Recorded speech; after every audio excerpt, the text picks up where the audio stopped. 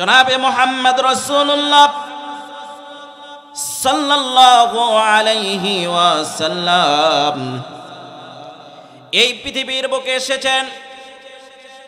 পৃথিবীর বুকে আসার 25তম বৎসর বিশ্বনবী সাল্লাল্লাহু আলাইহি ওয়াসাল্লামের যখন হয়েছে, 25তম বৎসরে উপনীত হওয়ার পরে নবী সাল্লাল্লাহু আলাইহি ওয়াসাল্লাম হায়াতের জিন্দেগি থেকে দীর্ঘ প্রায় 15টা বৎসর হীরা গুহায় অবস্থান করেছেন। জোরে বলুন সুবহানাল্লাহ। বিশ্বনবী সাল্লাল্লাহু আলাইহি ওয়াসাল্লাম হীরা গুহায় যে অবস্থান করলেন, হীরা গুহায় অবস্থান করার মাত্র কেবলমাত্র শুধুমাত্র আল্লাহ তাআলার রাসূল সাল্লাল্লাহু আলাইহি ওয়াসাল্লামের ওই 15টা বছরের জিন্দেগির মধ্যে 5টি বিষয় নিয়ে তিনি চিন্তা করতেন। জোরে বলুন সুবহানাল্লাহ। এক নাম্বার যে বিষয় বিশ্বনবী সাল্লাল্লাহু আলাইহি ওয়াসাল্লাম চিন্তা করতেন, সেই বিষয় আরব ভূখণ্ড থেকে আল্লাহ তাআলার গোলামরা যখন বিদায় নিয়ে চলে যাইতো, আল্লাহ তাআলার বান্দারা যখন দুনিয়া থেকে যখন চিরবিদায় নিয়ে যখনই চলে যাইতেন, চলে যাওয়ার পরে ছোট্ট ছোট্ট শিশু যদি দুনিয়ার বুকে রেখে যাইতো, ওই সমস্ত শিশুকে বলা হয় এতিম। এতিমদের ধন সম্পদ, এতিমদের মাল সম্পদ ওই আরব ভূখণ্ডের সমস্ত ব্যক্তিরা নিজেদের সম্পদ মনে করত। জোরে বলুন নাউযুবিল্লাহ। বিশ্বনবী সাল্লাল্লাহু আলাইহি ওয়াসাল্লাম আমার চিন্তা করলেন, এই আরব ভূখণ্ডের মধ্য থেকে অসহায় ইয়েতিম ব্যক্তিরা যখন জাতির সামনে যখন উপস্থাপনা হয়, ওই সমস্ত ব্যক্তিদের নিকট থেকে ধন সম্পদগুলো নিয়ে নেওয়া হয়। ওই সমস্ত ব্যক্তিরা বড় অসহায় হয়ে পড়ে। তার কারণ আমাদের নবী বিশ্বনবী সাল্লাল্লাহু আলাইহি ওয়াসাল্লাম নিজে ছিলেন এতিম। এতিম থাকার কারণে জাতির ব্যক্তিদের এতিমদের সকল অবস্থা জানতো। জোরে বলুন আল্লাহু আকবার।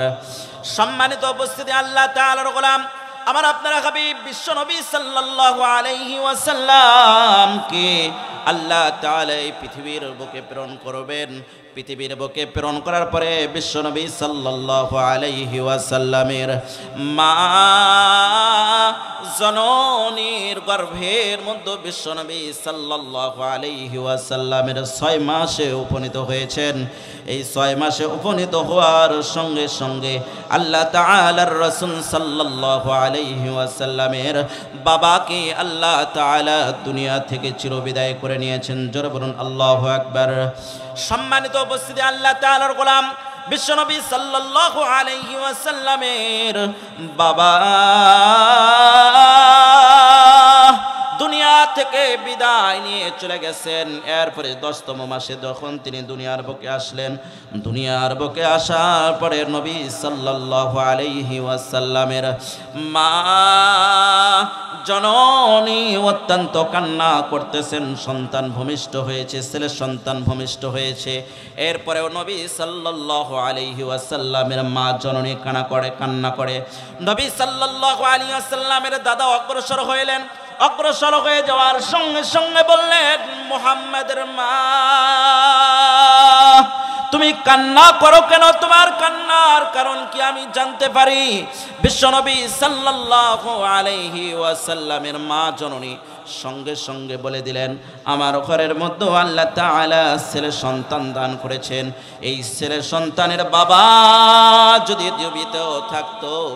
জীবিত থাকলে এই মক্কা নগরীর মধ্যে সবচাইতে বড় যেটা মিষ্টান্নর দোকান হয়, ওই মিষ্টান্নর দোকান থেকে সন্তানের আনন্দে জাতির সামনে বিলি করে দিত। জোরে বলুন আল্লাহু আকবার।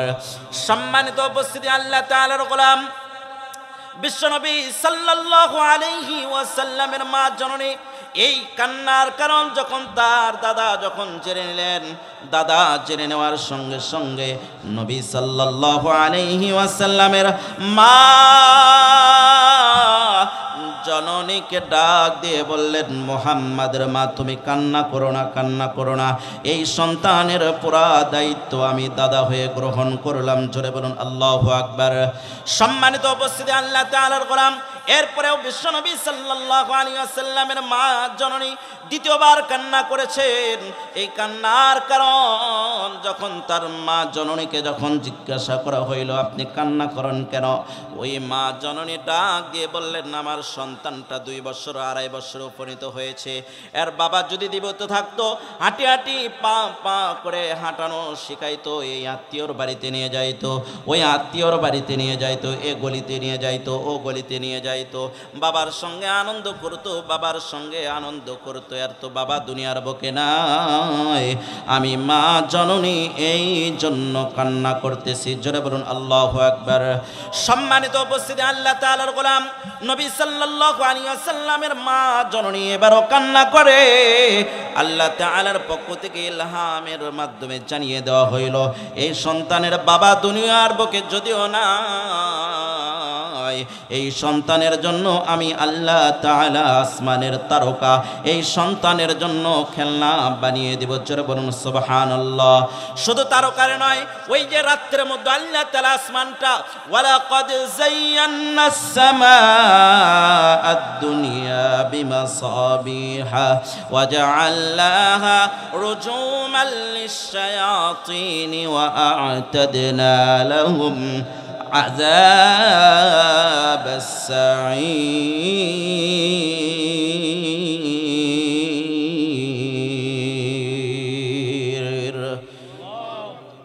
সম্মানিত উপস্থিতি, আল্লাহ তাআলার গোলাম নবী সাল্লাল্লাহু আলাইহি ওয়াসাল্লামের জন্য আল্লাহ তাআলা ইলহামের মাধ্যমে জানিয়ে দিলেন প্রথম আসমানকে আমি আল্লাহ তাআলা চন্দ্র দ্বারা সাজিয়েছি।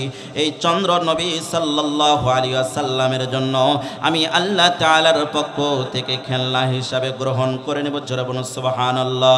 এই জন্য নবী সাল্লাল্লাহু আলাইহি ওয়াসাল্লামের এক নাম্বার যেই চিন্তা ছিল এতিম জাতিরা যেন বেঁচে যায়, এতিম সন্তানগুলো যেন জাতির সামনে যেন সম্মানের সঙ্গে যেন উপস্থাপনা হইতে পারে, এই বিষয়ের চিন্তা আমার আপনার হাবিব বিশ্ব নবী জনাবে মুহাম্মদুর রাসূলুল্লাহ সাল্লাল্লাহু আলাইহি ওয়াসাল্লাম করতেন। জোরে বলুন সুবহানাল্লাহ।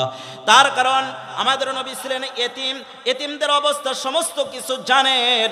এই জন্য সম্মানিত উপস্থিতি, যতগুলো উপস্থিতি এখানে রয়েছেন, প্যান্ডেলে অনেক গণ্যমান্য ব্যক্তিরা উপস্থিত রয়েছেন, এই জাতির সামনে থেকে যাদের বাবা দুনিয়া থেকে বিদায় নিয়ে চলে যাবে অথবা মা যাদের দুনিয়ার বুক থেকে যারা বিদায় নিয়ে চলে যাবে, ওই সমস্ত ব্যক্তিরা হয় এতিম। ওই এতিম সন্তানগুলোর প্রতি অবশ্যই আপনার রহমতের হাত বিছাই দিবেন। আল্লাহ তাআলা আমাদের সকলকে তৌফিক দান করেন, সকলে বলে আল্লাহুম্মা আমিন। সম্মানিত উপস্থিতি, আল্লাহ তাআলার গোলাম, তার কারণ এই জাতির সামনে আপনার বাস্তব একটা নমুনা আপনি খেয়াল করেন। আপনার হায়াতের জিন্দেগি যদি আল্লাহ তাআলা 30 বছর দিতেন, আপনার একটা যদি 3 বছর অথবা 5 বছর 7 বছরের একটা সন্তানকে যদি আপনি দুনিয়ার বুকে রেখে যাইতেন, আপনার হায়াতের জিন্দেগিটা যদি আল্লাহ তাআলা কোরআন কারীমের মধ্যে বলেছেন কুল্লু নাফসিন যায়িকাতুল মাউত, মৃত্যুর স্বাদ আমাকে গ্রহণ করতে হবে, আপনাকে গ্রহণ করতে হবে, আমাদের সকলকে গ্রহণ করতে হবে। পর্দার আড়ালে অবস্থানরত মা ও বোনেরা, আমাদের সকলকে গ্রহণ করতে হবে। আমি যদি দুনিয়া থেকে বিদায় নিয়ে চলে যাই, জাতির সামনে এতিমদের যে অবস্থা হয়ে থাকে আমারও ওই রকম অবস্থা হইতো আমার সন্তানগুলোর। এই জন্য অবশ্যই 1 নাম্বার যে নসিহত থাকবে, এই নসিহতটা হইতেছে আমরা অবশ্যই এতিম সন্তানগুলোর প্রতি রহমতের হাত বিছায়া দিব। আল্লাহ তাআলা আমাদের সকলকে তৌফিক দান করেন, সকলে বলি আল্লাহুম্মা আমিন। সম্মানিত উপস্থিতি, আল্লাহ তাআলার গোলাম, এরপরে আমাদের নবী বিশ্ব নবী সাল্লাল্লাহু আলাইহি ওয়াসাল্লামের দ্বিতীয় নাম্বার চিন্তা ছিল নারী জাতিদেরকে আরব ভূখণ্ডের মধ্য থেকে জাতির সামনে নারী জাতিদেরকে কোনো সম্মান করতো না, এই নারী জাতিরা যেন সম্মান পায়, এই একটা চিন্তা নিয়ে আমাদের নবী বিশ্ব নবী জনাবে মুহাম্মদুর রাসূলুল্লাহ সাল্লাল্লাহু আলাইহি ওয়াসাল্লাম সর্বসময় চিন্তা করতেন। তার কারণ আল্লাহ তাআলার কোরআন সূরাটির নাম হইতেছে সূরাতুন নূর। সূরা নূরের মধ্যে আল্লাহ তাআলা বলতেছেন ওয়াকারনা ফি বুয়ুতিকুন্না ওয়ালা তাবাররাজনা তাবাররুজাল জাহিলিয়াতিল উলা ওয়া আকিমনাস সালাতা ওয়া আতিনাজ যাকাতা ওয়া আতিনাল্লাহা ওয়া রাসূলাহু। জোরে বলুন আল্লাহু আকবার। সম্মানিত উপস্থিতি, আল্লাহ তাআলার গোলাম, এই জাতিদের সামনে যারা নারী জাতি হবে, এই সমস্ত নারী জাতিদের সম্মান যেন জাতির সামনে যেন পায়, এই জন্য নবী সাল্লাল্লাহু আলাইহি ওয়াসাল্লাম চিন্তা করতেন আল্লাহ তাআলার পক্ষ থেকে ওহীর মাধ্যমে নারী জাতিদের সম্মান আল্লাহ তাআলা বৃদ্ধি করে দিয়েছেন। জোরে বলুন সুবহানাল্লাহ। আমার আপনার মাবুদ আল্লাহ তাআলা রব্বুল আলামিন বিশ্বনবী জনাবে মুহাম্মদ রাসূলুল্লাহ সাল্লাল্লাহু আলাইহি ওয়াসাল্লামের উপরে আল্লাহ তাআলা কোরআন নাজিল করে দিয়েছেন। কোরআন কারীমের মধ্যে আল্লাহ তাআলা বলতেছেন বাল হুয়া কুরআনুম মাজিদুন ফি লাওহিম মাহফুজ। লৌহে মাহফুজ থেকে জিবরাইল আমিনের মাধ্যমে আল্লাহ তাআলা বিশ্বনবী সাল্লাল্লাহু আলাইহি ওয়াসাল্লামের উপরে কোরআন নাজিল করেছেন। সম্মানিত উপস্থিতি, তেলাওয়াতকৃত আয়াত ইন্নাল্লাযীনা ক্বালু রাব্বুনাল্লাহ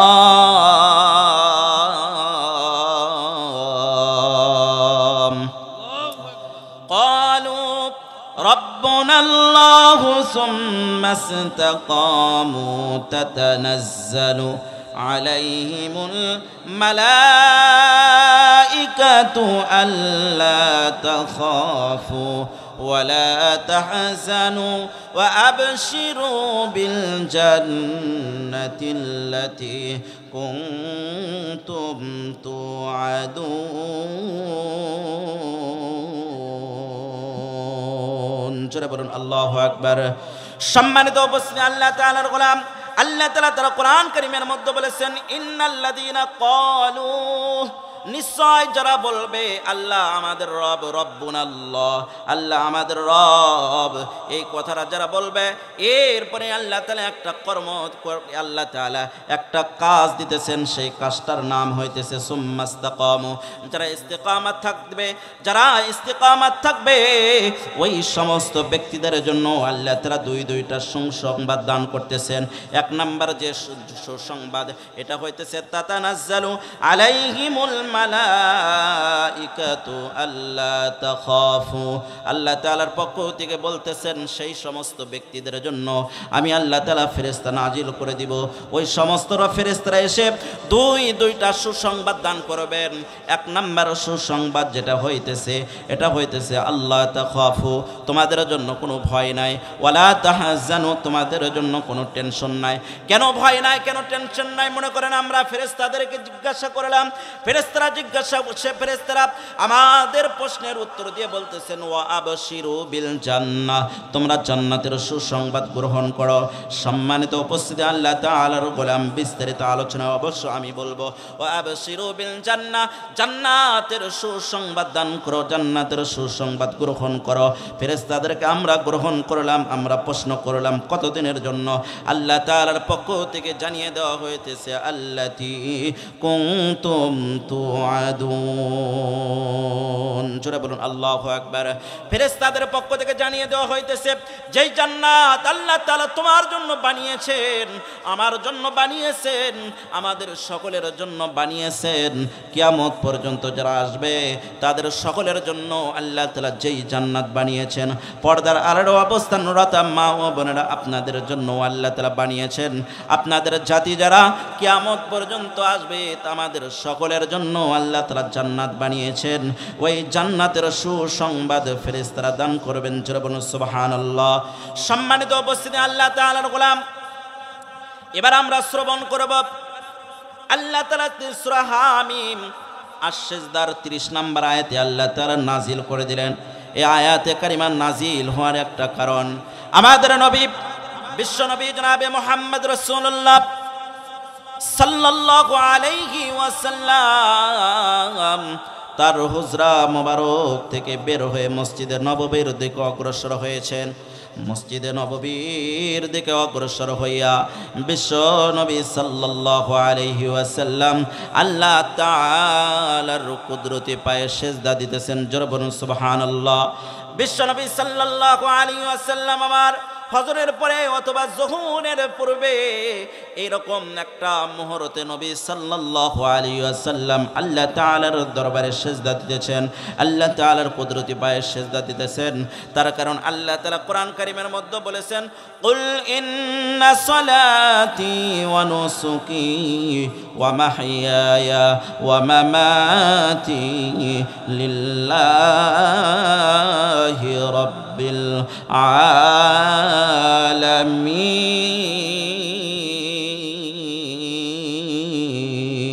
আলামিন। সম্মানিত উপস্থিতি, আল্লাহ তাআলার গোলাম আল্লাহ তাআলা কোরআন কারীমের মধ্যে বলেছেন, কুল ইন্না সলাতি ওয়া নুসুকি ওয়া মাহইয়ায়া ওয়া মামাতি লিল্লাহি রাব্বিল আলামিন।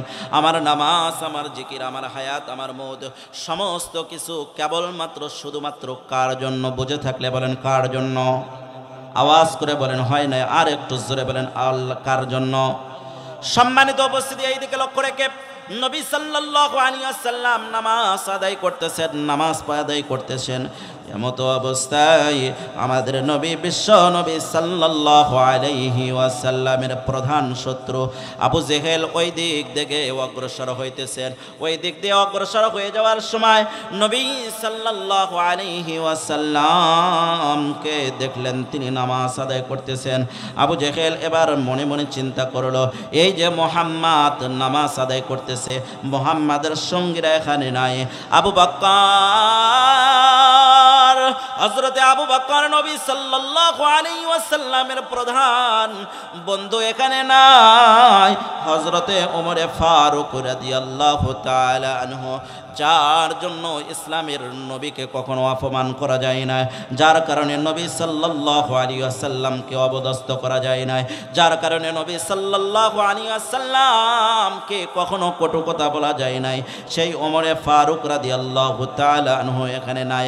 হযরতে আলী রাদিয়াল্লাহু তাআলা আনহু, যিনি নবী সাল্লাল্লাহু আলাইহি ওয়াসাল্লামের জামাতা মা ফাতেমার স্বামী হযরতে হাসান, ইমাম হাসান এবং ইমাম হুসাইনের বাবা, বিশ্ব নবী সাল্লাল্লাহু আলাইহি ওয়াসাল্লামের জামাতা। শুধু এখানে শেষ নয়, নবী সাল্লাল্লাহু আলাইহি ওয়াসাল্লামের চাচাতো ভাই হযরতে আলী রাদিয়াল্লাহু তাআলা এখানে নাই। এই চিন্তা করে আবু জেহেল দেখলেন আবু বকর নাই, হযরতে ওমর ফারুক নাই, হযরতে আলী রাদিয়াল্লাহু তাআলা এখানে নাই, হযরতে মুআবিয়া রাদিয়াল্লাহু তাআলা আনহু এখানে নাই, হযরত খালিদ নাই, হযরত খালিদ নাই, উতবা নাই। এই চিন্তা করিয়া আবু জেহেল একজন নয়, দুইজন নয়, তার জাতিদের মধ্য থেকে 10 থেকে 12 জন যুবককে সেখানে একত্র করলেন। জোরে বলুন নাউজুবিল্লাহ। সম্মানিত উপস্থিতি, আল্লাহ তাআলার গোলাম বিশ্বনবী সাল্লাল্লাহু আলাইহি ওয়াসাল্লাম যখন নামাজ আদায় করতেছিলেন, আবু জেহেল 10 থেকে 12 জন যুবককে সেখানে একত্র করলেন। ওই আবু জেহেলের মতো একত্র করিয়া, আবু জেহেল একত্র করিয়া বিশ্বনবী সাল্লাল্লাহু আলাইহি ওয়াসাল্লামের মাথার উপরে ওই স্থানের মধ্যে মরা উটের নাড়ি ভুড়ি একটা কূপের মধ্যে রাখা হইতো। এই মরা উটের নাড়ি ভুড়ি এনে আমাদের নবী বিশ্বনবী সাল্লাল্লাহু আলাইহি ওয়াসাল্লামের মাথার উপরে চাপিয়ে দিলেন। জোরে বলুন নাউজুবিল্লাহ। সম্মানিত উপস্থিতি, আল্লাহ তাআলার গোলাম আজও সারাটা বিশ্বের মধ্যে দেখবেন যারা কোরআন থেকে কথা বলবে, কোরআনের আয়োজন যেখানে করা হবে, আজ থেকে কিছুদিন পূর্বে এমন অবস্থা ছিল, এই তাফসির মাহফিলগুলোতে আমরা যখন কোরআন থেকে যখন কথা বলতাম, আল্লাহ তাআলা তার কোরআন কারীমের মধ্যে সূরা কফের 45 নম্বর আয়াতের মধ্যে আল্লাহ তাআলা বলেছেন, ফাযাক্কির বিল কুরআনি মান ইয়াখাফু ওয়াঈদ। জোরে বলুন আল্লাহু আল্লাহু আকবার। সম্মানিত উপস্থিতি, আল্লাহ তাআলার গোলাম, আল্লাহ তাআলা সূরা কফের 45 নম্বর আয়াতের মধ্যে আল্লাহ তাআলা বলেছেন, ও কোরআনের মুফাসসির, তুমি যদি কথা বলতে চাও কোরআন থেকে তুমি বলো। ও প্রধানমন্ত্রী, তুমি যদি কথা বলতে চাও তুমি কোরআন থেকে বলো। ও মন্ত্রী, তুমি যদি কথা বলতে চাও কোরআন থেকে বলো। আইন মন্ত্রী, কথা যদি বলতে চাও কোরআন থেকে বলো। মসজিদের ইমাম, তুমি যদি কথা বলতে চাও কোরআন থেকে বলো। মসজিদের খতিব সাহেব, তুমি যদি কথা বলতে চাও তাহলে কথা কোরআন থেকে বলো। এই কোরআন থেকে সঠিক কথা যখন জাতির সামনে যখন উপস্থাপনা করা হয়, তো জালেমের শাস্তি আল্লাহ তাআলা কি রেখেছেন এই বিষয়ে যখন উপস্থাপনা করতো, ঘাপটি মারা দুষ্ট লোকরা এইগুলো তাফসির মাহফিলের এরকম সম্মানের স্থানের মধ্যে বসে থাকতেন। বসে থেকে কোরআনের আলোচনাগুলো বন্ধ করে দেওয়ার মতো চেষ্টা করতেন। বুঝে যদি থাকেন পূর্বের অবস্থার সঙ্গে কথা যদি মিল থাকে তাহলে বুঝে থাকেন, বুঝে যদি থাকেন এই কথা বলেন তো ঠিক কিনা বেঠিক। সম্মানিত উপস্থিতি, কিছুদিন পূর্বে ঠাকুরগাঁয়ে গিয়েছিলাম। এই জাতির সামনে 22 বছর, 25 বছর, 28 বছরের যুবকরা 24 সালের 5ই আগস্টে আমাদের জন্য বিজয় এনে দিয়েছেন।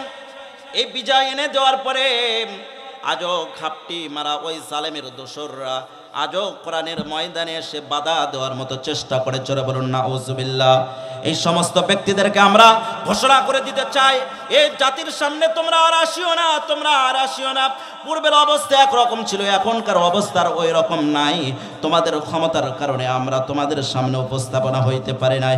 আজ যদি তোমরা জাতির সামনে আসো, তোমাদের সকলকে জুতার মালা পরিধান করে দেওয়া হবে। কথা বলেন ঠিক কিনা? ওই সমস্ত ব্যক্তিদেরকে যদি জুতার মালা পরায়া দিয়ে দিতে যাইয়া আমাদের শরীর থেকে যদি রক্ত দিতে হয়, নিজের জীবনটাকে যদি বিসর্জন দিতে হয়, নিজের সন্তানকে যদি এতিম বানাইতে হয়, নিজের বিবিকে যদি এরকমভাবে বিধবা বানাইতে হয়, নিজেকেও যদি দুনিয়া থেকে বিদায় নিয়ে চলে যাইতে হয়, তাহলে কোরআনের সম্মান বাঁচানোর জন্য কে কে আল্লাহ তাআলার রাস্তার মধ্যে বের হতে রাজি? তাকবীরের সঙ্গে আমাদের মাবুদ আল্লাহ তাআলাকে আমরা দেখিয়ে দেই। নারায়ে তাকবীর, নারায়ে তাকবীর।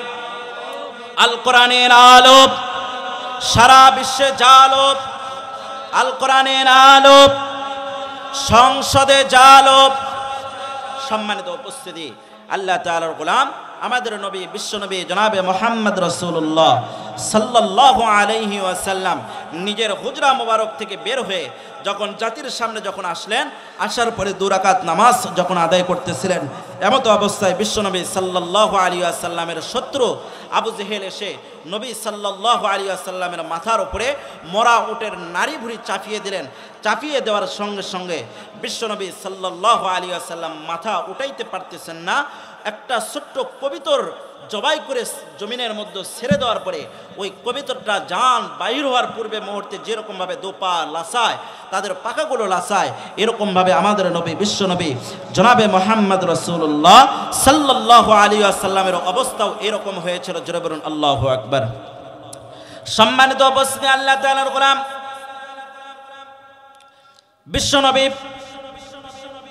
জনাবে মুহাম্মদ রাসূলুল্লাহ সাল্লাল্লাহু আলাইহি ওয়াসাল্লাম যখন নামাজ আদায় করতেছিলেন, ওই সময় আবু জেহেল এসে মোরা উটের নাড়ি ভুঁড়ি চাপিয়ে দিলেন।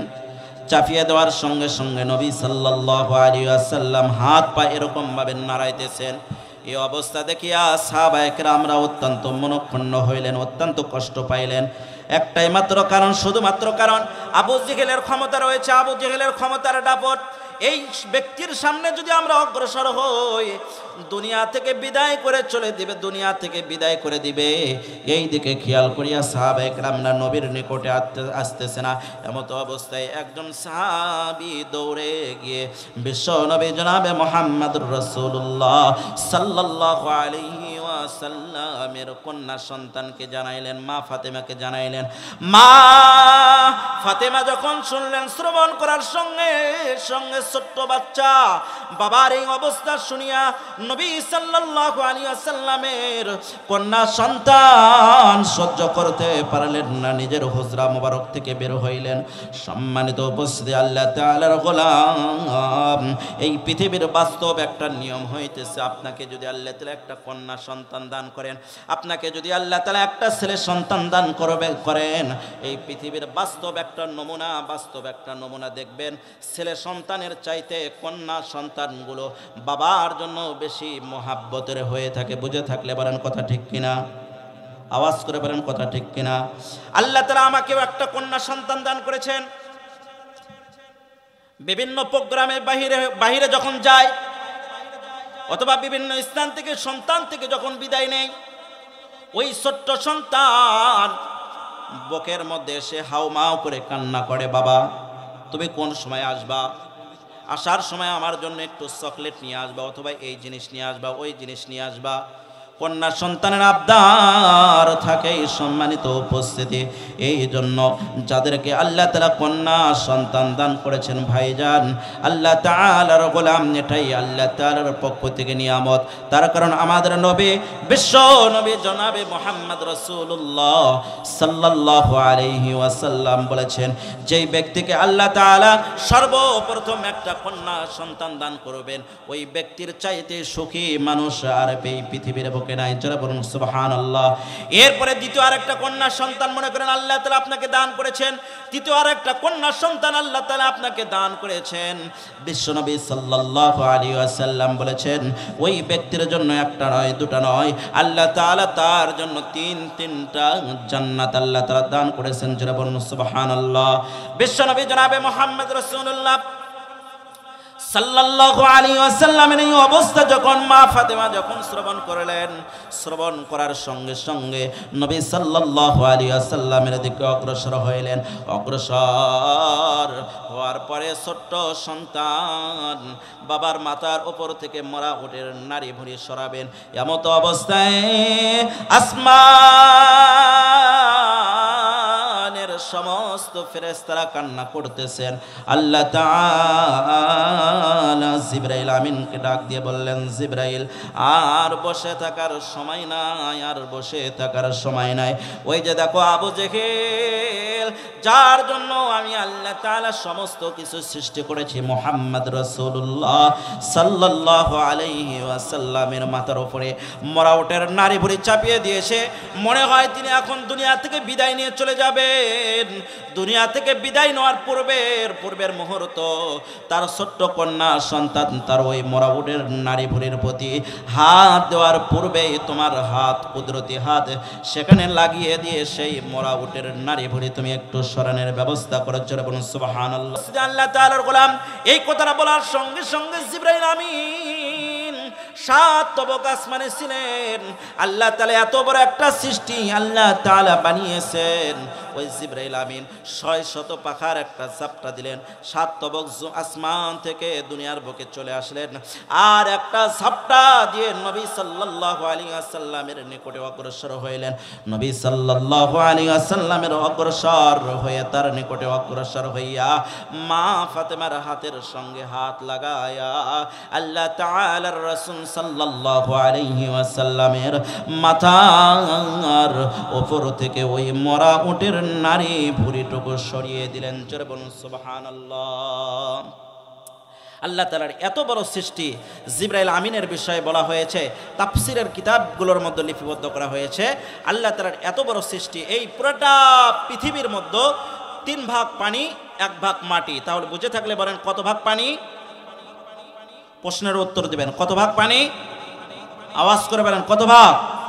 3 ভাগ পানি এবং 1 ভাগ হইতেছে মাটি। এই 3 ভাগ পানি, 4 কাপের যেটা পানি, এই যে বিশুদ্ধতম একটা পানি এখানে একত্র করা হয়েছে, এই পানি সহ জিবরাইল আমিনের হাতের মধ্যে যদি দেওয়া হয়, হাতের তালাতে নিবে, মাথার চাঁদিতে রাখবে, মাথার চাঁদিতে রাখার পরে 1 ফোঁটা পানি জমিনে পড়বে না। জোরে বলুন সুবহানাল্লাহ। এত বড় সৃষ্টিকর্তা কে? আওয়াজ করে বলেন এত বড় সৃষ্টিকর্তা কে? ওই আল্লাহ তাআলার দাসত্ব পালন করা আমাদের প্রয়োজন কিনা?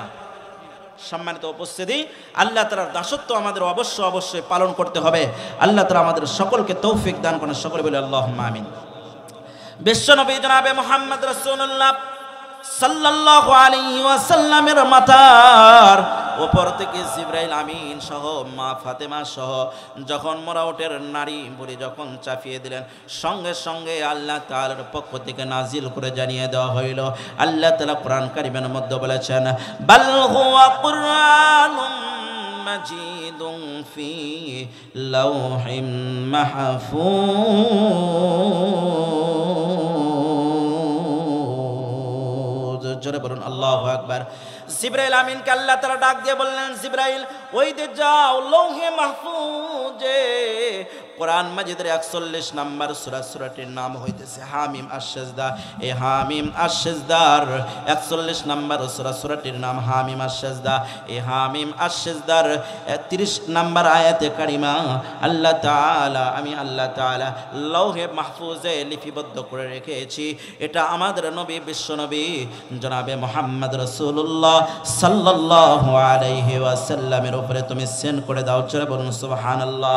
সম্মানিত উপস্থিতি, আল্লাহ তাআলার গোলাম বিশ্বনবী সাল্লাল্লাহু আলাইহি ওয়াসাল্লামের উপরে এই আয়াতে কারিমা যখন নাজিল করে দেওয়ার কথা যখন আল্লাহ তাআলা জিবরাইল আমিনকে বললেন, বলার সঙ্গে সঙ্গে তার প্রতি নাজিল করে দেওয়া হইল, ইন্নাল্লাযীনা ক্বালু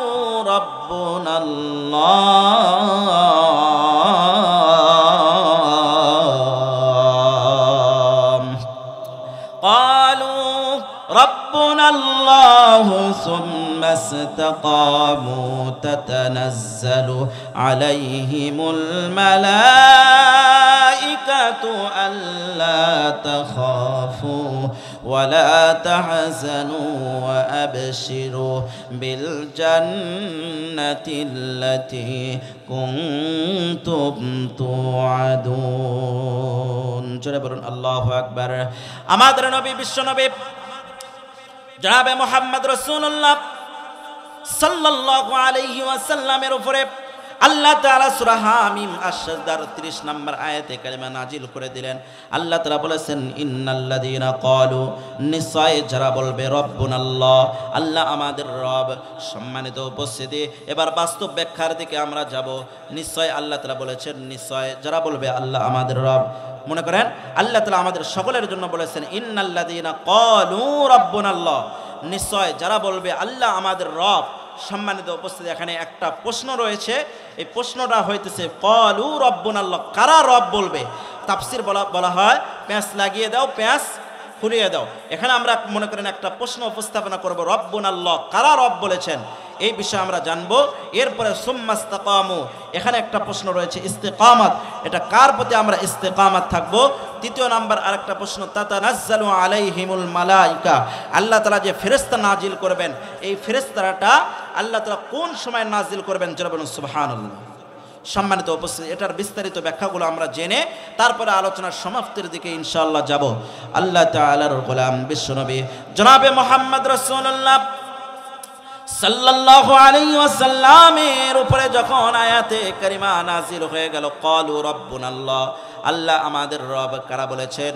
এই পৃথিবীর বুকে আমরা যখন আসিয়েছি, আসার পূর্বে আমাদের সকলের পিতা, আদি পিতা হযরতে আদম আলাইহিস সালামকে আল্লাহ তাআলা যখন বানাইলেন, আল্লাহ তাআলা বানানোর পূর্বে সমস্ত রূহকে যখন সৃষ্টি করেছিলেন, সমস্ত রূহকে সৃষ্টি করার পরে ওই রূহের জগতের মধ্যে আল্লাহ তাআলা বলেছেন, আলাস্তু বিরাব্বিকুম, আমি কি তোমাদের রব নই? আমি কি তোমাদের রব নই?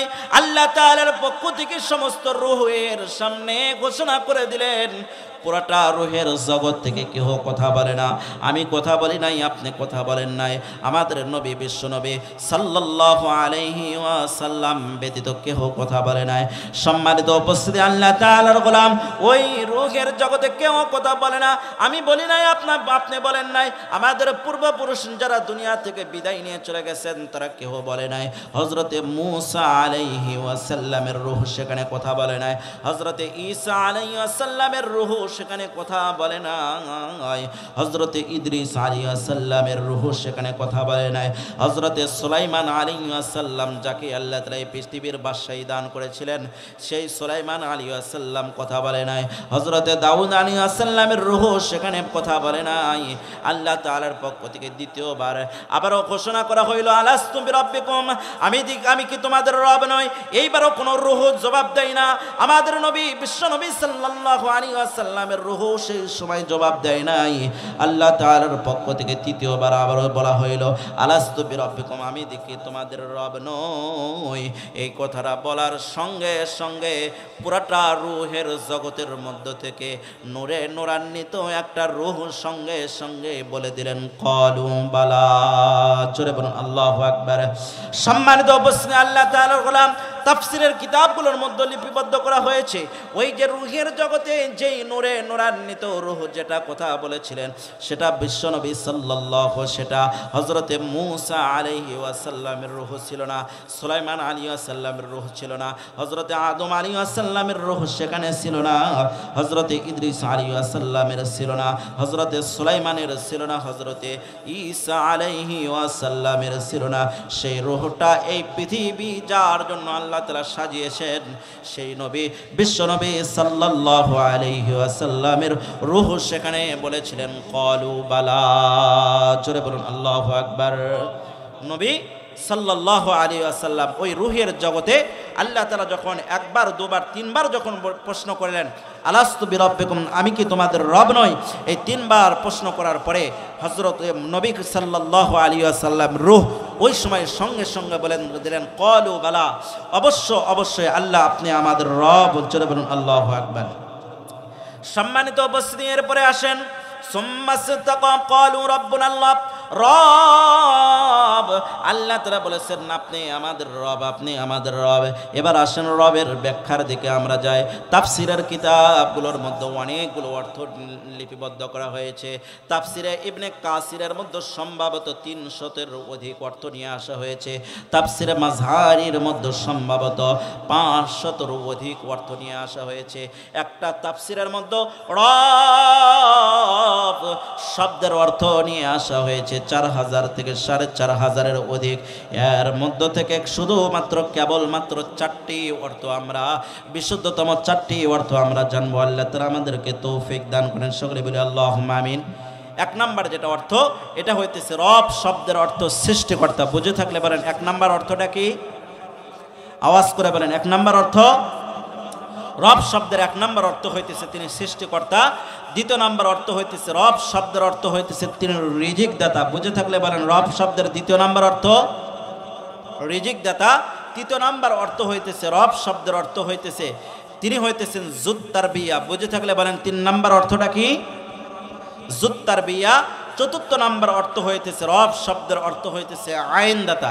এবার আপনাদের সকলকে প্রশ্ন করব, বলেন রব শব্দের 1 নাম্বার অর্থ কি? বলেন সৃষ্টিকর্তা। 2 নাম্বার অর্থ রিজিক দাতা। 3 নাম্বার অর্থ যুত তারবিয়া। বুঝে থাকলে বলেন 3 নাম্বার অর্থ যুত তারবিয়া। 4 নাম্বার অর্থ হইতেছেন তিনি হইতেছেন আইন দাতা। বুঝে থাকলে বলেন তিনি কে? আইন দাতা। এবার আমরা বিস্তারিত ব্যাখ্যার দিকে যাই ইনশাআল্লাহ। সম্মানিত উপস্থিতি, আমাদের নবী বিশ্বনবী জনাবে মুহাম্মদ রাসূলুল্লাহ সাল্লাল্লাহু আলাইহি ওয়াসাল্লামের মাধ্যমে আমরা জেনেছি রব শব্দের সর্বপ্রথম যেটা অর্থ, এই অর্থটা হইতেছে রব শব্দের অর্থ হইতেছে, সম্মানিত উপস্থিতি, রব শব্দের 1 নাম্বার অর্থ হয়েছে তিনি সৃষ্টিকর্তা। তিনি কেমন সৃষ্টিকর্তা, এই সৃষ্টিকর্তার বিস্তারিত ব্যাখ্যার দিকে আমরা অগ্রসর হব। আমার আপনার হাবিব বিশ্বনবী জনাবে মুহাম্মদ রাসূলুল্লাহ সাল্লাল্লাহু আলাইহি ওয়াসাল্লাম বলেছেন রব শব্দের অর্থ হইতেছে সৃষ্টিকর্তা। তিনি কেমন সৃষ্টিকর্তা? আমাদের মাবুদ আল্লাহ তাআলা আমাদের উপরে ওই যে প্রথম আসমান সৃষ্টি করেছেন, দুনিয়া থেকে প্রথম আসমানের দূরত্ব হইতেছে 500 বছরের রাস্তা। সম্মানিত উপস্থিতি, আল্লাহ তাআলার গোলাম, তাফসীরের কিতাবগুলোর মধ্যে লিপিবদ্ধ করা হয়েছে রব শব্দের অর্থ হইতেছে তিনি সৃষ্টিকর্তা। আল্লাহ তাআলা আমাদের মাথার উপরে সাতবক আসমান সৃষ্টি করেছেন। এক নাম্বার যে আসমান, এই আসমান তাফসীরের কিতাবগুলোর মধ্যে লিপিবদ্ধ করা হয়েছে। বৈজ্ঞানিকরাও পরীক্ষা করেছেন। এক নাম্বার যে আসমান, এই আসমানকে আল্লাহ তাআলা কাঁচ দ্বারা সৃষ্টি করেছেন। আরো কিছু তাফসীরের কিতাবের মধ্যে লিপিবদ্ধ করা হয় আল্লাহ তাআলা প্রথম আসমান ধোঁয়া দ্বারা সৃষ্টি করেছেন। জোরে বলুন সুবহানাল্লাহ। সম্মানিত উপস্থিতি, আল্লাহ তাআলা প্রথম আসমানটা ধোঁয়া দ্বারা সৃষ্টি করেছেন। ধোঁয়া দ্বারা সৃষ্টি করার পরে এই প্রথম আসমানের ঘনত্ব দিয়েছেন 13 কোটি 9 লক্ষ মাইল। বুঝে থাকলে বলেন কতটুকু ঘনত্ব দিয়েছেন? 13 কোটি 9 লক্ষ পর্যন্ত প্রথম আসমানের ঘনত্ব আল্লাহ তাআলা দান করেছেন। জোরে বলুন সুবহানাল্লাহ। সম্মানিত উপস্থিতি, শুধু এখানে শেষ নয়, এই 13 লক্ষ 9 মাইল পর্যন্ত 13 লক্ষ 9 মাইল পর্যন্ত আল্লাহ তাআলা প্রথম আসমানের ঘনত্ব দিয়েছেন। এরপরে প্রথম আসমান থেকে দ্বিতীয় আসমানের যে শূন্য স্থান, এই শূন্য স্থানটাও আল্লাহ তাআলা 13 কোটি 9 লক্ষ মাইল পর্যন্ত এতগুলো শূন্যত্ব দান করেছেন। এরপরে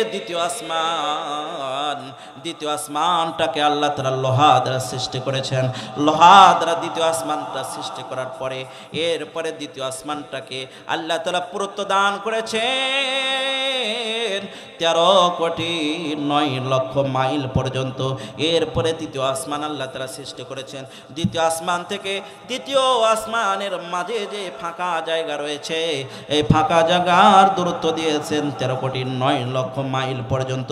এরপরে তৃতীয় আসমানটাকে আল্লাহ তাআলা রূপা দ্বারা সৃষ্টি করেছেন।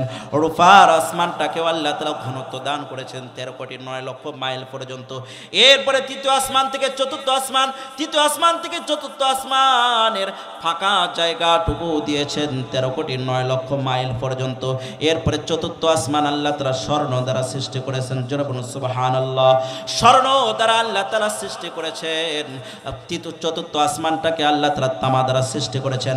তামা দ্বারা সৃষ্টি করার পরে আল্লাহ তাআলা ওই তামার আসমানটাকে আল্লাহ তাআলা ঘনত্ব দিয়েছেন 13 কোটি 9 লক্ষ মাইল পর্যন্ত। এরপরে চতুর্থ আসমান থেকে পঞ্চম আসমান আল্লাহ তাআলা সৃষ্টি করেছেন। পঞ্চম আসমানের ঘনত্ব আল্লাহ তাআলা দান করেছেন 13 কোটি 9 লক্ষ মাইল পর্যন্ত। পঞ্চম আসমানটাকে আল্লাহ তাআলা স্বর্ণ দ্বারা সৃষ্টি করেছেন। সম্মানিত উপস্থিতি, এখানে শেষ নয়, পঞ্চম আসমান থেকে ষষ্ঠ আসমানের আল্লাহ তাআলা শূন্য স্থানগুলো দিয়েছেন 13 কোটি 9 লক্ষ মাইল পর্যন্ত। এরপরে ছয়তম আসমান আল্লাহ তাআলা বানিয়েছেন লাল ইয়াকুত পাথর দ্বারা। এরপরে ওই লাল ইয়াকুত পাথরের ঘনত্ব দিয়েছেন 13 কোটি 9 লক্ষ মাইল পর্যন্ত। এরপরে আল্লাহ তাআলা ছয়তম আসমান থেকে সাততম আসমান পর্যন্ত এটার একটা দূরত্ব দিয়েছেন 13 কোটি 9 লক্ষ মাইল পর্যন্ত। ওটা আল্লাহ তাআলা লাল ইয়াকুত পাথর দ্বারা, হীরা মানিক মুক্তা দ্বারা আল্লাহ তাআলা সেটা সৃষ্টি করেছেন। পৃথিবীর বুকে সবচাইতে মূল্যবান যেই পদার্থ হয় সেই জিনিস দ্বারা আল্লাহ তাআলা সপ্তম আসমান সৃষ্টি করেছেন। জোরে বলুন সুবহানাল্লাহ। এরপরে আল্লাহ তাআলা সপ্তম আসমান সৃষ্টি করার পরে এরপরে আল্লাহ তাআলা আরো সৃষ্টি করেছেন, লৌহ সৃষ্টি করেছেন, কলম সৃষ্টি করেছেন, লৌহে মাহফুজ আল্লাহ তাআলা সেখানে সৃষ্টি করেছেন, আল্লাহ তাআলার কুরসি সেখানে সৃষ্টি করেছেন। সম্মানিত উপস্থিতি, আল্লাহ তাআলার গোলাম, প্রথম আসমানটাকে যদি দ্বিতীয় আসমানের নিকটে রাখা হয়, দ্বিতীয় আসমানের নিকটে যদি প্রথম আসমানের নিকটে রাখা হয়, কতটুকু সমপরিমাণ দেখা যাবে, কতটুকু পরিমাণ দেখা যাবে। এই যে বাজারে আমরা যে সোলা বুট ক্রয় করি, এই সোলা বুটটার যতটুকু পরিমাণ দেখা যায়, এই সোলা বুটের সম পরিমাণ দ্বিতীয় আসমানের নিকটে যদি প্রথম আসমানকে রাখা হয়, অতটুকু সম পরিমাণ দেখা যাবে। জোরে বলুন সুবহানাল্লাহ। শুধু এখানে শেষ নয়, এরপরে আমরা যদি দ্বিতীয় আসমানের নিকটে যদি দ্বিতীয় আসমানকে যদি রাখি, দ্বিতীয় আসমানের নিকটে রাখার পরে আল্লাহ তাআলা আমাদের বিশাল বড় একটা নিয়ামত দান করেছেন, পেজের মতো একটা নিয়ামত। এই পেজে পেঁয়াজের একটা পেঁয়াজের ছোলা খসা রাখার পরে জমিনের প্রতি যতটুকু জায়গা রাখবে ওই তৃতীয় আসমানের নিকটে যদি দ্বিতীয় আসমানকে রাখা হয় অতটুকু সমপরিমাণ দেখা যাবে। এরপরে চতুর্থ আসমানের নিকটে যদি তৃতীয় আসমানকে রাখা হয়, আমরা যে মাছ খাই আল্লাহ তাআলার বিশাল বড় একটা সুস্বাদু একটা সৃষ্টি, এই মাছের একটা চোখ জমিনের মধ্যে রাখলে যতটুকু সমপরিমাণ দেখা যাবে, চতুর্থ আসমানের নিকটে তৃতীয় আসমানটুকু অতটুকু সমপরিমাণ দেখা যাবে। জোরে বলুন সুবহানাল্লাহ। এত বড় সৃষ্টিকর্তাকে, জোরে বলেন এত বড় সৃষ্টিকর্তাকে। ওই আল্লাহ তাআলা কোরআন কারীমের মধ্যে বলেছেন, কুলিল্লাহুম্মা মালিকাল মুলকি তুতিল মুলকা মান তাশা ওয়া তানজিউল মুলকা মিম্মান তাশাউ ওয়া তুযিল্লু মান তাশাউ বিয়াদিকাল খায়র ইন্নাকা আলা কুল্লি শাইইন কাদির। জোরে বলুন আল্লাহু আকবার। সম্মানিত উপস্থিতি, আল্লাহ তাআলার গোলাম, ওই আল্লাহ তাআলা চাইলে মানুষকে ক্ষমতার চেয়ারে বসাইতে পারেন। ওই আল্লাহ তাআলা চাইলে ক্ষমতার চেয়ার থেকে আল্লাহ তাআলা নামিয়ে দিতে পারেন। তুমি যত বড় ক্ষমতার অধিকারী হও না কেন, যত বড় ক্ষমতার অধিকারী হও না কেন, তোমার জবান থেকে আমি আল্লাহ তাআলা এমন একটা শব্দ উচ্চারণ করাবো, এই জবান থেকে একটা শব্দ উচ্চারণ করার সঙ্গে সঙ্গে তোমাকে ক্ষমতার চেয়ার থেকে আমি আল্লাহ তাআলা নামিয়ে দিব। জোরে বলুন সুবহানাল্লাহ। সম্মানিত উপস্থিতি, ওই আল্লাহ তাআলার ক্ষমতা আমরা 2024 সালে আমরা দেখেছি, 5ই আগস্টে আমরা দেখেছি যে আল্লাহ তাআলার এই জমিনের মধ্যে ছোট্ট এই ভূখণ্ডের মধ্যে 1 বছর নয়, 2 বছর নয়, দীর্ঘ 16টা বছর আমাদের প্রতি জুলুম করেছে, আলেমদের প্রতি জুলুম করেছে, সাধারণ মুসল্লিদের প্রতি জুলুম করেছে, ধর্মীয় বিষয় নিয়ে যারা চলাচল করে তাদের প্রতি জুলুম করেছে। ওই স্বৈর শাসককে আল্লাহ তাআলা অল্প একটু সময়ের মধ্যে এই বাংলার জমিন থেকে দূরে সরে দিয়েছে। বুঝে থাকলে কথা বলেন ঠিক। সম্মানিত উপস্থিতি, আল্লাহ তাআলার গোলাম, ওই জালেম শাসক এমন বড় জালেম শাসক ছিলেন, এমন বড় স্বৈর শাসক ছিলেন, নিজের শখ অঙ্কন করেছিল 40 সাল পর্যন্ত। আল্লাহ তাআলা বলেন, তোকে 40 সাল পর্যন্ত থাকতে দিব না, তুই কেবলমাত্র শুধুমাত্র 40টা মিনিট পর্যন্ত তোর ওই জমিনের মধ্যে থাকতে পারবে না। কথা বলেন ঠিক কিনা? পুরোটা বাংলার জমিন, যুবক ভাইরা, এরকম ভাবে বারে বারে যুবক ভাইরা আল্লাহ তাআলার এই জমিনের মধ্যে রক্ত দিতেছেন। এমত অবস্থায় আল্লাহ তাআলার গোলাম, ওই স্বৈর শাসক, এমন একজন শাসক, হাজারে হাজারে শয়ে শয়ে যুবক ভাইরা দুনিয়া থেকে বিদায় নিয়ে চলে যাইতেছেন, অথচ তার গণভবনের মধ্যে খাবারের হিসাবের তালিকা লিপিবদ্ধ করা হয়েছে। 12 থেকে 20 প্রকারের সুস্বাদু খাবার রান্না করেছিলেন। জোরে বলুন নাউজুবিল্লাহ। আল্লাহ তাআলা বলেছেন, তোকে একটুকু সময় দিব না, রান্না করা খাবার রেখে তোকে ওই ক্ষমতার মসনদ থেকে আমি আল্লাহ তাআলা তোকে নামিয়ে দেব। জোরে বলুন আল্লাহু আকবার। সম্মানিত উপস্থিতি, আল্লাহ তাআলার গোলাম, এবার আসেন আল্লাহ তাআলার সৃষ্টি। প্রথম আসমানের নিকটে দ্বিতীয় আসমানের নিকটে প্রথম আসমান রাখলে 16 একটা বোটের পরিমাণ দেখা যাবে। তৃতীয় আসমানের নিকটে যদি দ্বিতীয় আসমানটা রাখা হয়, একটা পেঁয়াজের ছোলার মতো দেখা যাবে। এরপরে চতুর্থ আসমানের নিকটে যদি তৃতীয় আসমান রাখা হয়, একটা মাছের চক্ষু রাখলে যতটুকু সমপরিমাণ হয় এতটুকু দেখা যাবে। এরপরে পঞ্চম আসমান, এরপরে ষষ্ঠ আসমান, সপ্তম আসমান। সপ্তম আসমানের নিকটে যদি এই সাতবক আসমান যদি রাখা হয়, 6টা আসমান রাখা হয়, বিশাল বড় একটা মরু প্রান্তের মধ্যে হাতের একটা আংটি রাখলে যতটুকু সমপরিমাণ হয় ওইটুকু সমপরিমাণ আল্লাহ তাআলার এই সৃষ্টির সামনে দেখা যাবে। জোরে বলুন আল্লাহু আকবার। সম্মানিত উপস্থিতি, শুধু এখানে শেষ নয়, ওই আল্লাহ তাআলা 7 তবক আসমান সৃষ্টি করেছেন। আমাকে সৃষ্টি করেছেন, আপনাকে সৃষ্টি করেছেন। আমাকে কেমন করে সৃষ্টি করেছেন, আপনাকে কেমন করে সৃষ্টি করেছেন? স্বামী স্ত্রীর মিলনের মাধ্যমে, আমার বাবা মার মিলনের মাধ্যমে, মায়ের গর্ভের মধ্যে আমরা যখন এসেছি, মায়ের গর্ভের মধ্যে 1 ফোঁটা নাপাক পানি আল্লাহ তাআলা নিয়েছেন। নাপাক পানি আল্লাহ তাআলা নেওয়ার পরে ফেরেশতাদেরকে বলেছেন, সেখানে মেহনত করো, সেখানে পরিশ্রম করো, সেখানে কাজ করো। এই কাজ করার পরে দীর্ঘ প্রায় 40টা দিন পর্যন্ত অতিবাহিত হয়ে গেছে। ওই নাপাক পানিকে আল্লাহ তাআলার রক্তে পরিণত করে দিয়েছেন। জোরে বলুন সুবহানাল্লাহ। এরপরে ফেরেশতাদেরকে বলেছেন, তোমাদের ছুটি নাই, আবারও 40 দিন পর্যন্ত কাজ করো। ওই 40 দিন পর্যন্ত আবারও যখন কাজ করেছে, ওই রক্তের টুকরাটাকে আল্লাহ তাআলা গোশতে পরিণত করেছেন। জোরে বলুন সুবহানাল্লাহ। গোশতে পরিণত করে যাওয়ার পরে ফেরেশতাদেরকে বলেছেন আবারও মেহনত করো, আবারও 40টা দিন মেহনত করো। আবারও 40টা দিন মেহনত করেছে। ওই গোশতের মধ্যে আল্লাহ তাআলা হাড্ডি লেপে দেওয়ার ব্যবস্থা করেছেন। জোরে বলুন সুবহানাল্লাহ। এরপরে ফেরেশতাদেরকে বলেছেন আবারও 40টা দিন মেহনত করো। 40টা দিন মেহনত করার পরে আমার হাত আল্লাহ তাআলা সৃষ্টি করেছেন, কান আল্লাহ তাআলা সৃষ্টি করেছেন, চোখ সৃষ্টি করেছেন, মাথা সৃষ্টি করেছেন, পা সৃষ্টি করেছেন, সমস্ত অঙ্গ প্রত্যঙ্গ আল্লাহ তাআলা সৃষ্টি করেছেন। 7 মাসে যখন আমি উপনীত হয়েছি, ওই মায়ের গর্ভের মধ্যে আল্লাহ তাআলা আমাকে 10 ইঞ্চি সমপরিমাণ বড় করেছেন। জোরে বলুন সুবহানাল্লাহ।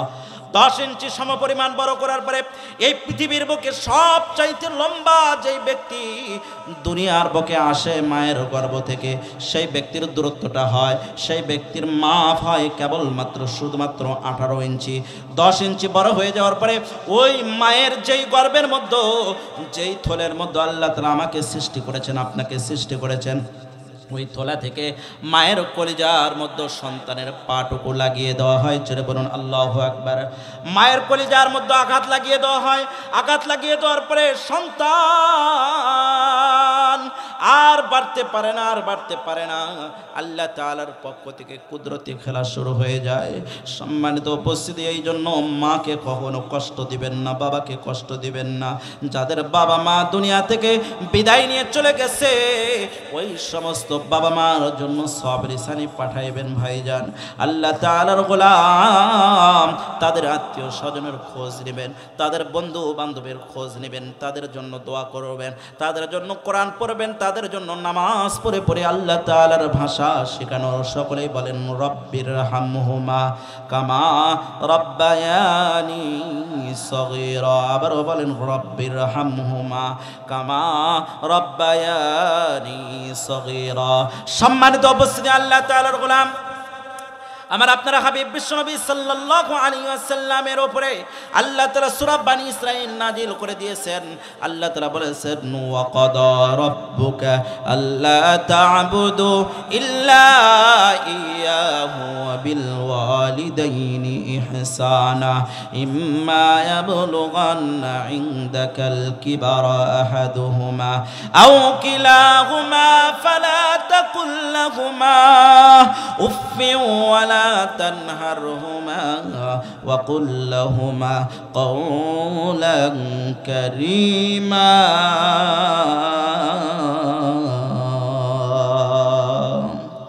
সম্মানিত উপস্থিতি, আল্লাহ তাআলার গোলাম আমি যখন মায়ের গর্ভের মধ্যে যখন 7 মাসে যখন উপনীত হয়েছি, মায়ের কলিজার সঙ্গে 2টা পা লেগে গেছে।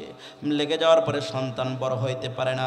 হাঁটি হাঁটি পা পা করে ওই সন্তান যখন 11 ইঞ্চি বড় হয়, কুদরতিভাবে আল্লাহ তাআলা কুদরতিভাবে ওই মায়ের কলিজাটা 1 ইঞ্চি পরিমাণ সংকীর্ণ করে দেয়। এরপরে সন্তান যখন 12 ইঞ্চি হয়, মায়ের কলিজাটা 2 ইঞ্চি পর্যন্ত উপরের দিকে উঠিয়ে দেয়। এরপরে সন্তান যখন হাঁটি হাঁটি পা পা করে আরও 3 ইঞ্চি পরিমাণ যখন বড় হয়, অর্থাৎ 13 ইঞ্চি সন্তান যখন হয়, ওই মায়ের কলিজাটা 3 ইঞ্চি পরিমাণ সমপরিমাণ উপরের দিকে উঠে যায়। এরপরে সন্তান হাঁটি হাঁটি পা পা করে যখন 14 ইঞ্চি যখন বড় হয়, মায়ের কলিজাটা 4 ইঞ্চি পরিমাণ সমপরিমাণ উপরের দিকে উঠে যায়। এখানে সম্ভবত ডাক্তার সাহেবরা রয়েছেন, ডাক্তার সাহেবরা তারা বলতে পারবেন আল্লাহ তাআলার সৃষ্টি এমন। সম্মানিত উপস্থিতি, সন্তান যখন হাঁটি হাঁটি পা পা করে 15 ইঞ্চি যখন বড় হয়, মায়ের কলিজাটা আল্লাহ তাআলা 5 ইঞ্চি পরিমাণ উপরের দিকে উঠিয়ে দেয়।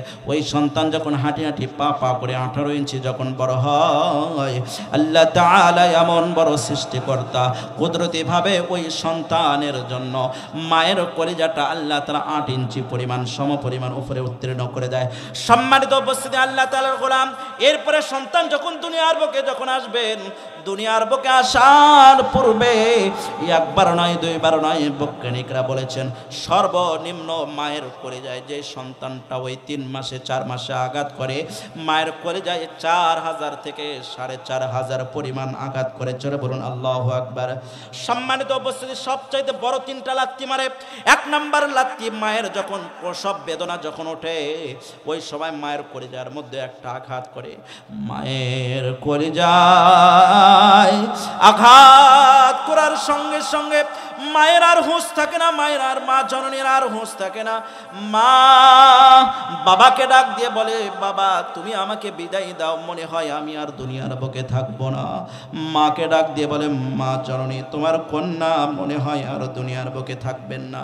সন্তানগুলোকে ডাক দিয়ে বলে, সন্তান মনে হয় আজ থেকে তোমরা এতিম হয়ে যাবা, তোমাদের মা জননী সম্ভবত আর বাঁচবে না।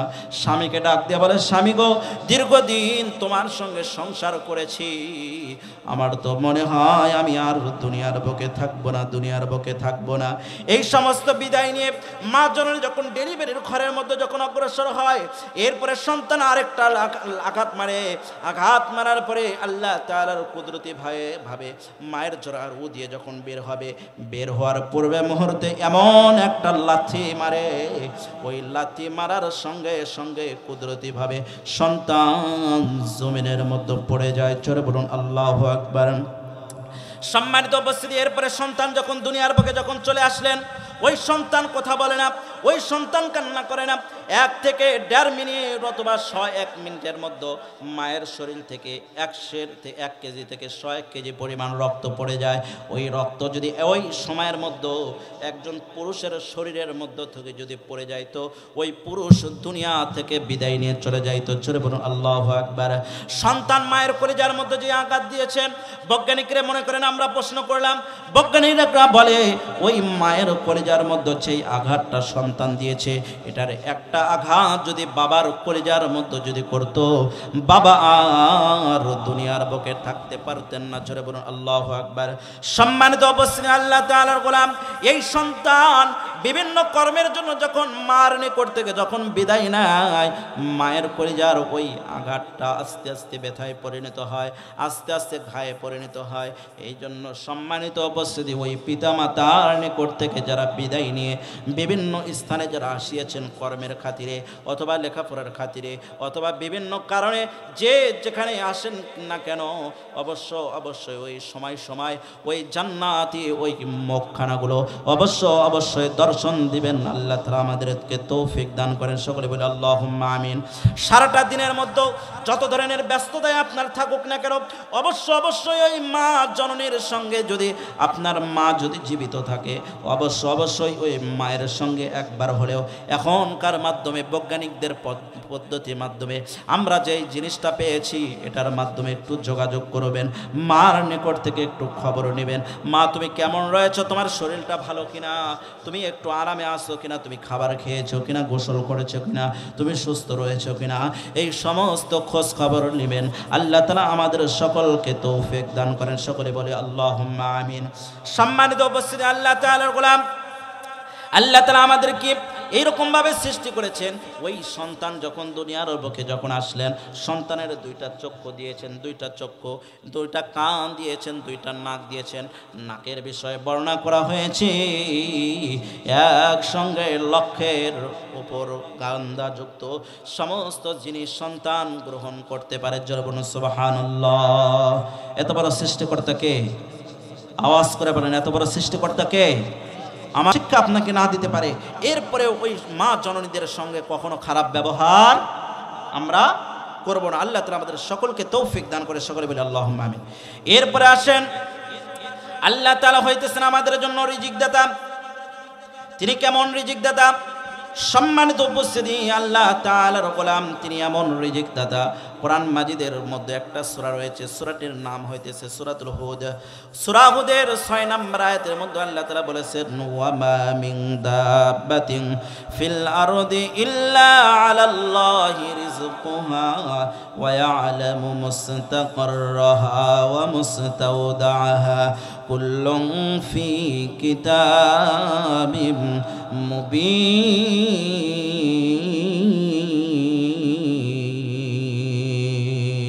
জোরে বলুন আল্লাহু আকবার। আমাদের রিজিক দাতা কে? আওয়াজ করে বলেন।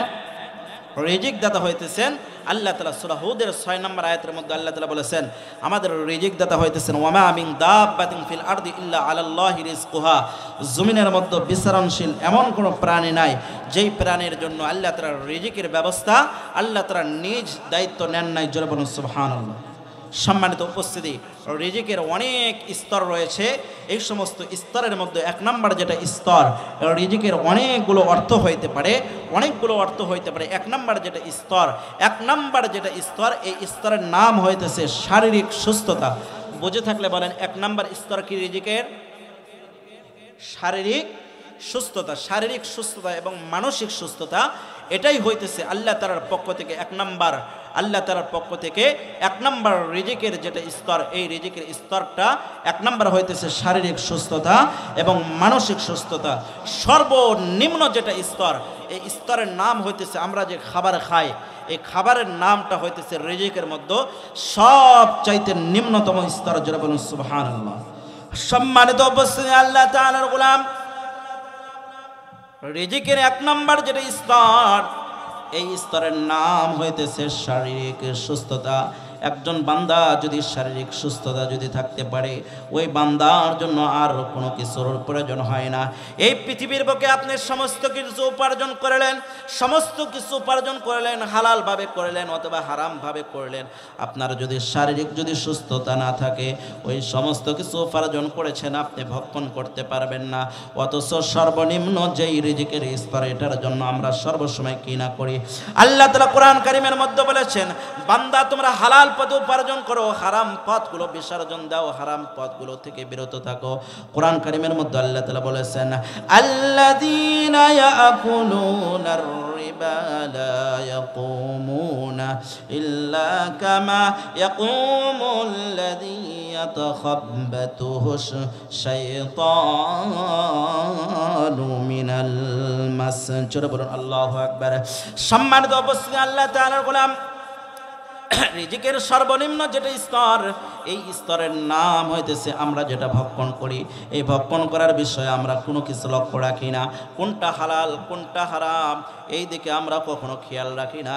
এই জন্য সম্মানিত উপস্থিতি, সর্বনিম্ন যেটা স্তর, এই স্তরের জন্য আমরা অবশ্যই বিরত থাকব, হালাল পথে সর্বসময় উপার্জন করব। আমাদের নবী বিশ্বনবী জনাবে মুহাম্মদ রাসূলুল্লাহ সাল্লাল্লাহু আলাইহি ওয়াসাল্লামের জামাতা হযরতে আলী রাদিয়াল্লাহু তাআলা আনহু মরু প্রান্তের মধ্যে ঘোড়া চালাইতেছেন। ঘোড়া চালানোর সময় মরু প্রান্তে যখন অগ্রসর হয়েছেন, অগ্রসর হওয়ার পরে নামাজের সময় হয়েছে। নামাজের সময় হয়ে যাওয়ার পরে একজন রাখালকে হযরতে আলী রাদিয়াল্লাহু তাআলা ঘোড়া দিয়েছেন। ঘোড়া দেওয়ার পরে ওই ব্যক্তিকে বলতেছেন, তুমি একটু অপেক্ষা করো, আমি একটু নামাজ সেরে আসি, তারপরে তোমার নিকট থেকে ঘোড়া নিয়ে যাব। ওই রাখালের নিকটে যখন ঘোড়াটা রেখে গেলেন, ঘোড়াটা রেখে যাওয়ার পরে হযরতে আলী রাদিয়াল্লাহু তাআলা যখন নামাজ পড়তেছিলেন, নামাজ পড়ার সময় ওই রাখালটা দুষ্টমি করিয়া ওই ঘোড়ার থেকে লাগাম খুলে নিলেন। ঘোড়া থেকে লাগাম খুলে নিয়ে বাজারে যেয়ে বিক্রি করলেন 2 দিরহাম দ্বারা। পৃথিবীর একটা বাস্তব নমুনা দেখবেন, চোরেরা যেটা চুরি করে, ওই চুরিকৃত জিনিসের মূল্য যতই হোক না কেন, ওই ব্যক্তিরা যতটুকু পাবে সেটাই তার জন্য সার্থক। এই জন্য হযরতে আলী রাদিয়াল্লাহু তাআলা আনহু এর ঘোড়া থেকে যেই রশিটা ক্রয় করলেন, যেই রশিটা খুলে নিলেন, ওই রাখাল এটা বাজারে গিয়ে 2 দিরহাম দ্বারা বিক্রি করলেন। হযরতে আলী রাদিয়াল্লাহু তাআলা নামাজ শেষ করিয়া চিন্তা করলেন, যে রাখালকে সেখানে ওই ঘোড়াটা দেখার জন্য রেখে এসেছি, তাকে যে আমি 2 দিরহাম, এরকম ভাবে তাকে যে আমি 2 দিরহাম উপহার দেব, এই চিন্তা করিয়া হযরতে আলী রাদিয়াল্লাহু তাআলা যখন অগ্রসর হইলেন, অগ্রসর হওয়ার পরে এসে দেখলেন ঘোড়া ঠিকই রয়েছে, কিন্তু ঘোড়ার কোনো লাগাম নাই।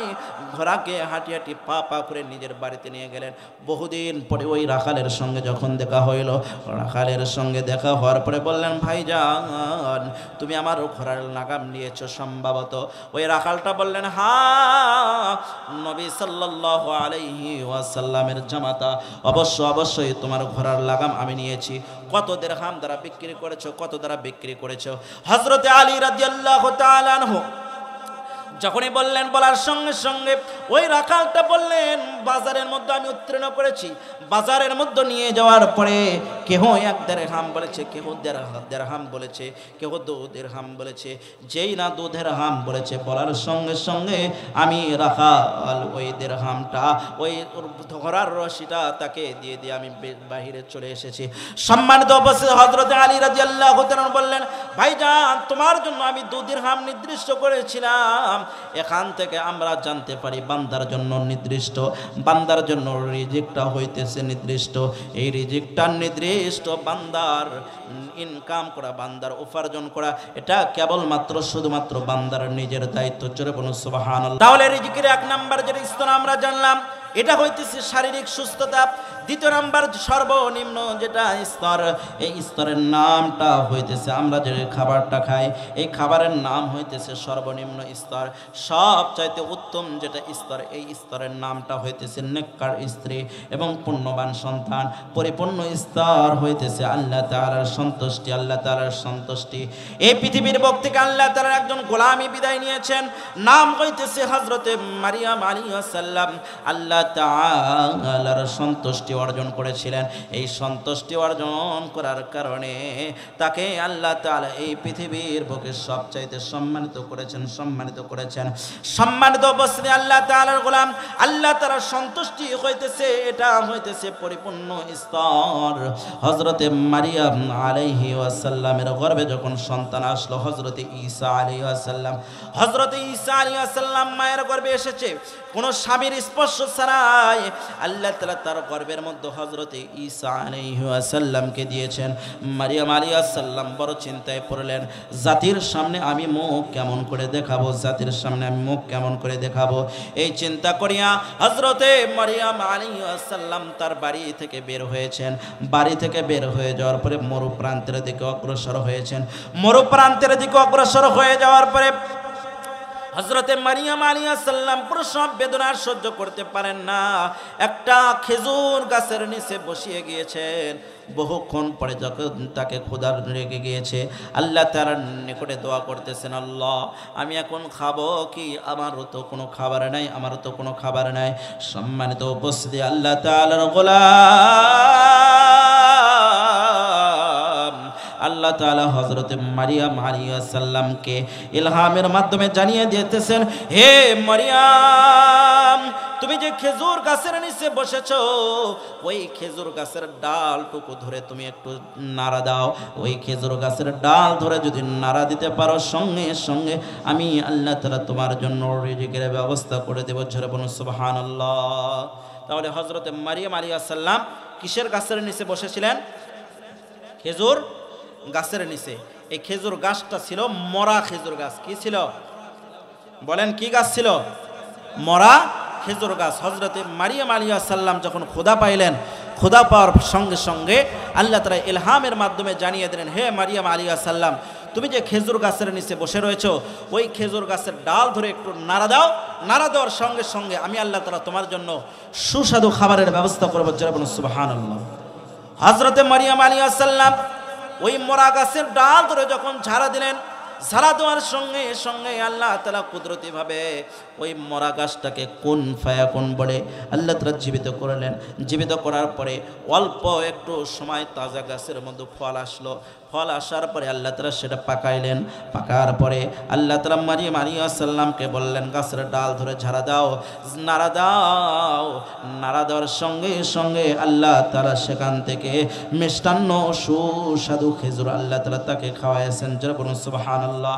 এই জন্য সম্মানিত উপস্থিতি, রিজিকের প্রশস্ত যেটা স্তর, এই প্রশস্ত স্তরের নামটা হইতেছে, বান্দা যদি বিপদে পড়ে আপদে পড়ে যদি ধৈর্য ধারণ করতে পারে, ওই বিষয়টা হইতেছে রিজিকের জন্য প্রশস্ত স্তর। আর রিজিকের কল্যাণতম স্তর হইতেছে হিকমা।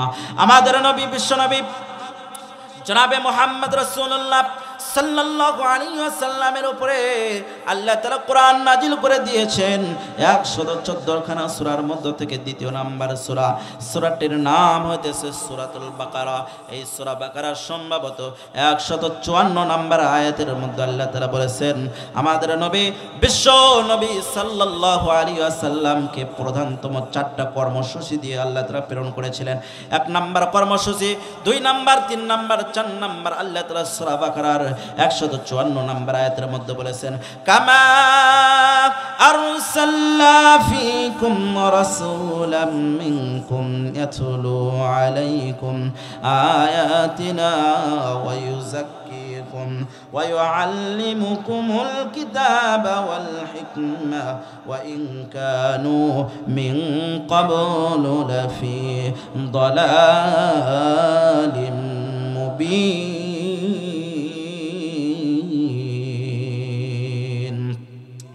সম্মানিত উপস্থিতি, আল্লাহ তাআলার গোলাম আল্লাহ তাআলা রাসূল সাল্লাল্লাহু আলাইহি ওয়াসাল্লামকে আল্লাহ তাআলা প্রেরণ করেছিলেন কামা আরসালনা ফীকুম রাসূলাম মিনকুম ইয়াতলু আলাইকুম আয়াতিনা, আমার আয়াতগুলো জাতির সামনে তেলাওয়াত করে শোনাও। ইয়াতলু আলাইকুম আয়াতিনা ওয়া ইউযাক্কিকুম, তাদেরকে পবিত্রতার বিধানগুলো শিক্ষা দাও। ওয়া ইউআল্লিমুকুমুল কিতাব, তাদেরকে কিতাব শিক্ষা দান করো। এবং তাদেরকে ওয়া ইউআল্লিমুকুমুল কিতাব ওয়াল হিকমা, তাদেরকে হিকমাগুলো শিক্ষা দান করো। চারটা কর্মসূচির মধ্যে এক নাম্বার কর্মসূচি ছিল কোরআন তেলাওয়াত করে করে জাতির সামনে শ্রবণ করাও।